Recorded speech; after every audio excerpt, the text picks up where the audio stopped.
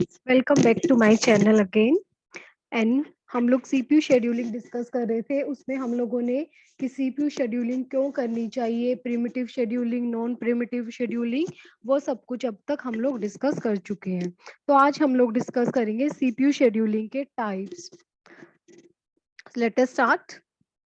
तो सबसे पहले हम लोग टाइप्स को डिस्कस करेंगे। सीपीयू शेड्यूलिंग के टाइप्स क्या कौन कौन से होते हैं। तो सबसे पहला टाइप है हमारा फर्स्ट कम फर्स्ट सर्व, जो आज हम लोग डिस्कस करने वाले हैं अपने आज के लेक्चर में। Priority scheduling, shortest remaining time, shortest जो फर्स्ट, ये इस टाइप के सारे एग्जांपल्स हैं सीपीयू शेड्यूलिंग के। इनको हमें वन बाय वन डिस्कस करना है। तो आज हम लोग first come first serve discuss करेंगे।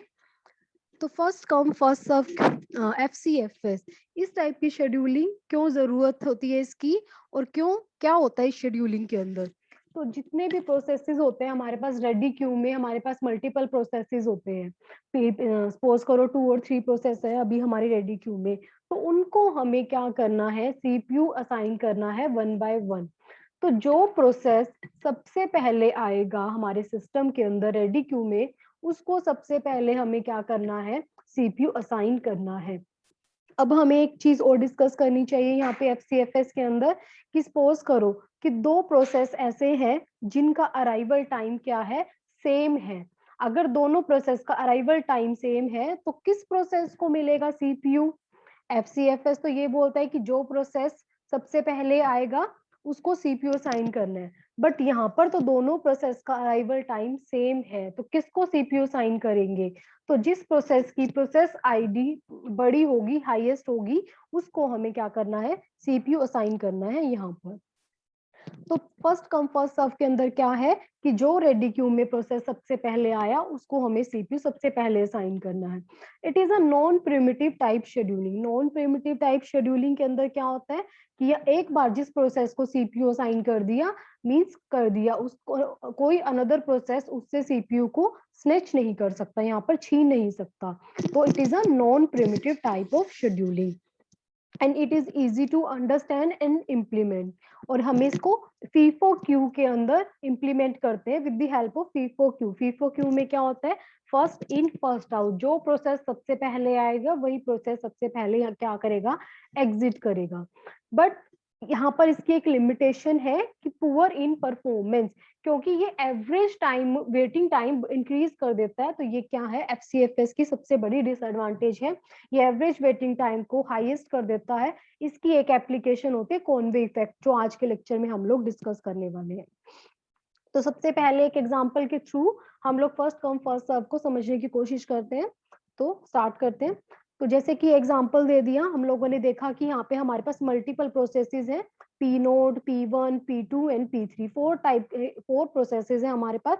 सबका हमें अराइवल टाइम क्या होगा, गिवन होगा। तो प्रोसेस पी नोड का अराइवल टाइम 0 है, P1 प्रोसेस का अराइवल टाइम 1 है, P2 का 2 है, P3 का 3 है। तो हमें ये अराइवल टाइम क्या होगा, गिवन होगा कि कौन सा प्रोसेस किस टाइम पे आया है। एग्जीक्यूट टाइम, एग्जीक्यूट टाइम को हम लोग बस टाइम बोलते हैं। बस टाइम हमें पता है कि कौन सा टाइम होता है कि उस प्रोसेस को सीपीयू कितनी देर के लिए एलोकेट करना है, that is the bus time. अब इसको हम लोग सीपीयू शेड्यूलिंग को एक गैंट चार्ट के थ्रू एक्सप्लेन करने की कोशिश करेंगे। This is the Gantt chart, ठीक है। तो हम लोग गैंट चार्ट हमेशा 0 से स्टार्ट करते हैं, ठीक है। 0 टाइम पे हम लोगों ने गैंट चार्ट को स्टार्ट किया कि 0 टाइम पे हम लोगों ने, अब प्रोसेस पी नोट है, P1, P2, P3, 4 प्रोसेस है। सबसे पहले पी नोट आया था क्योंकि इसका अराइवल टाइम क्या है, 0।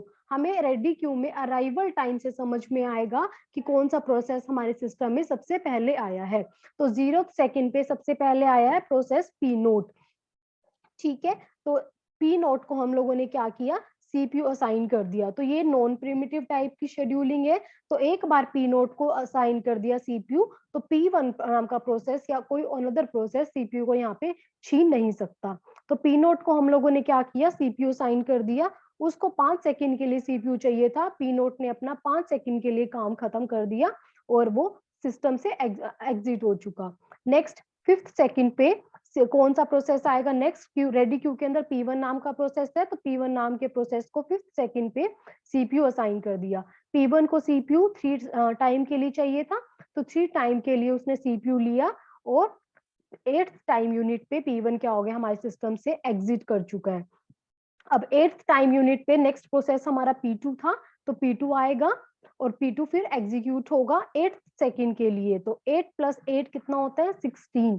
तो 16th टाइम यूनिट पे क्या आया, P3 नाम का कोई प्रोसेस आया, उसको 6 टाइम के लिए सीपीयू चाहिए था, उसने 6 टाइम के लिए सीपीयू को यूज किया और 22 सेकेंड के ऊपर वो उसने अपना काम फिनिश कर दिया। इट मीन्स क्या है कि जैसे ये सिस्टम है वैसे ही ये इस टाइप से हम लोगों ने, जैसे ही हमारे पास प्रोसेसेस हमारी रेडी क्यू के अंदर इस टाइप से हैं P0, P1, P2, P3, ऐसे ही हमारे गैंट चार्ट के अंदर या फिर हमारे सीपीयू उसको एग्जीक्यूट करेगा 1 बाय 1।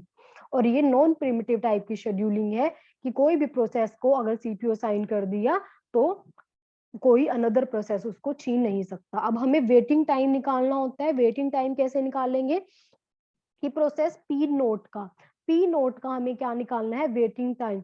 वेटिंग टाइम कैसे निकालेंगे, उसको गैंट चार्ट में हम लोग देखेंगे कि सीपीयू कब असाइन हुआ था और उसका अराइवल टाइम देखेंगे कि अराइवल टाइम क्या है।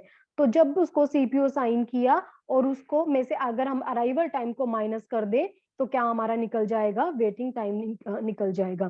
तो यहाँ पर गैंट चार्ट में देखेंगे पी नोट को कब असाइन किया था सीपीयू 0 सेकंड पे, उसका अराइवल टाइम क्या है 0। तो 0 - 0 अगर देखें तो 0 आएगा। पी नोट का वेटिंग टाइम क्या है 0, क्योंकि पी नोट को वेट करना ही नहीं पड़ा सिस्टम के अंदर। 0 टाइम यूनिट पे रेडी क्यू में आया था, जैसे ही आया और उसको तभी तभी सीपीयू असाइन कर दिया, तो पी नोट का क्या हुआ, वेटिंग टाइम 0 है। अब सिमिलरली P1 का निकाल लेंगे हम लोग। P1 का वेटिंग टाइम कैसे निकालेंगे, उसको 5th टाइम यूनिट पे क्या मिला था, सीपीयू साइन किया था और उसका अराइवल टाइम 1 था। तो उसको कितना वेट करना, 4 टाइम यूनिट उसको वेट करना पड़ा। तो 5 - 1 = 4। तो 4th टाइम यूनिट के लिए उसको क्या करना पड़ा, P1 प्रोसेस को वेट करना पड़ा। अब P2 को सीपीयू कब मिला, 8th टाइम यूनिट पे मिला, उसका अराइवल टाइम क्या था 2 था। तो कितना उसको वेट करना पड़ा, 8 - 2 दैट इज 6।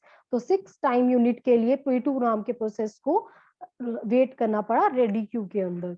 नेक्स्ट क्या है, 16th टाइम यूनिट पे P3 प्रोसेस को क्या मिला, सीपीयू मिला और P3 प्रोसेस को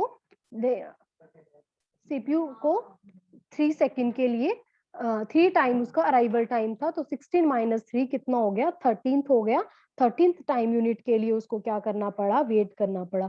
अब एवरेज वेटिंग टाइम कैसे निकालेंगे, इन सब का वेटिंग टाइम को प्लस करके divided by number of processes से। नंबर ऑफ प्रोसेस कितने हमारे सिस्टम में 4 है, तो 4 से अगर मैं उसको डिवाइड कर दूं that is the average waiting time. तो आई होप आपको ये एफसीएफ पे समझ में आ चुका होगा, वेटिंग टाइम कैसे निकालना है मैंने और एवरेज वेटिंग टाइम कैसे निकाला है, तो ये आप लोगों को समझ में आ चुका होगा। नेक्स्ट क्या है, कन्वे इफेक्ट इन एफसीएफएस। ये एक डिसएडवांटेज है एफसीएफएस की। क्या कन्वे इफेक्ट के अंदर क्या होता है कि इसका एवरेज वेटिंग टाइम इंक्रीज हो जाना जॉब्स का। एवरेज वेटिंग टाइम इंक्रीज होने का मतलब क्या है, सपोज करो हमारे पास यहाँ पे 3 प्रोसेसेस है, P1, P2 and P3, 3 processes हैं। सपोज करो जो प्रोसेस P1 है उसको 40th टाइम्स यूनिट के लिए क्या चाहिए, सीपीयू चाहिए, और सेकंड प्रोसेस को 3 टाइम यूनिट के लिए चाहिए और थर्ड प्रोसेस को 1 टाइम यूनिट के लिए चाहिए। अब P1 नाम के प्रोसेस ने 40 सेकंड के लिए सीपीयू को ले लिया, तो बाकी जो 2 जॉब्स बची हुई हैं उनको तो सिर्फ 3 और 1 इतनी सेकंड्स के लिए ही सीपीयू चाहिए, तो उनका वेटिंग टाइम कितना इंक्रीज हो गया है। यहाँ पर हमें दिखाई दे रहा है कि अगर सीपीयू, अगर फर्स्ट प्रोसेस हमारा उसको सीपीयू ज्यादा टाइम के लिए चाहिए, तो बाकी जो प्रोसेसेस होते हैं सिस्टम के अंदर उनका एवरेज वेटिंग टाइम इंक्रीज हो जाता है, उनको ज्यादा वेट करना पड़ता है, क्योंकि फर्स्ट प्रोसेस ही सीपीयू को लेकर बैठ जाता है। और ये नॉन प्रिमिटिव टाइप की शेड्यूलिंग है, सीपीयू दूसरा प्रोसेस उससे छीन नहीं सकता। तो क्या हुआ यहाँ पर, एवरेज वेटिंग टाइम क्या हो जाएगा, इंक्रीज हो जाता है। तो जैसे कि हम लोगों ने गैंट चार्ट में देखा, P1 नाम के प्रोसेस को 40 सेकंड के लिए सीपीयू चाहिए था, उसने 40 सेकंड के लिए सीपीयू ले लिया।